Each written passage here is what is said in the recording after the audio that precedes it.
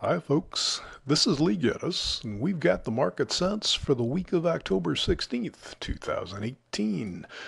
The charts from this presentation are given to us by Genesis and the Trade Navigator software. And this handsome looking chart here is a weekly bond market chart.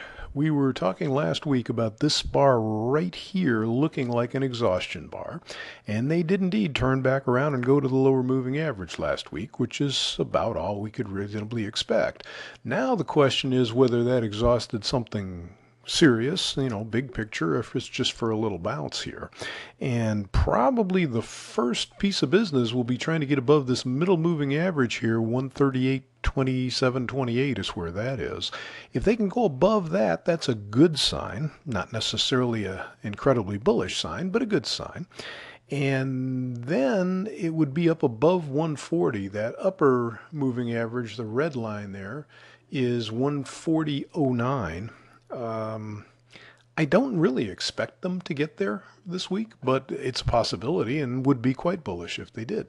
On the other hand, we could possibly be down to 136.28. Well, first of all, the lower red line here, and I don't know why I can't see my cursor, but I can't. The lower red line anyway is 137.20. And as long as they hold above that, they'll still look reasonably good and look like they have the potential to possibly go over 140. The little blue hash mark down closer to the lows of the bars is 136.28. And that's probably the last bastion of support this week. If they take that out, I really doubt last week's low will hold either.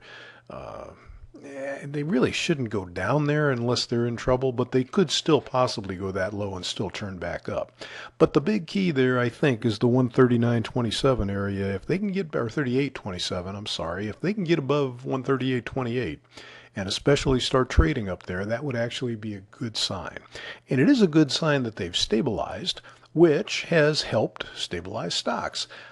This big move down, boy, it could have stopped at the mid-Keltner and instead it went all the way to the lower. That's quite a move. It looks okay now as you look at it. The thing that disappointed me the most about this, and you won't be able to see it on this chart, but the common way for a market to turn when all of the global stock markets are going down is for all of them to get buried one day and for the S&P, the U.S. market, to open substantially lower the next morning and then turn around.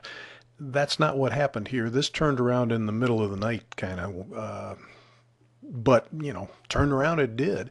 And now we're in a kind of a critical point there also, that the red moving average that they're almost up to, the lower one, is 28.31.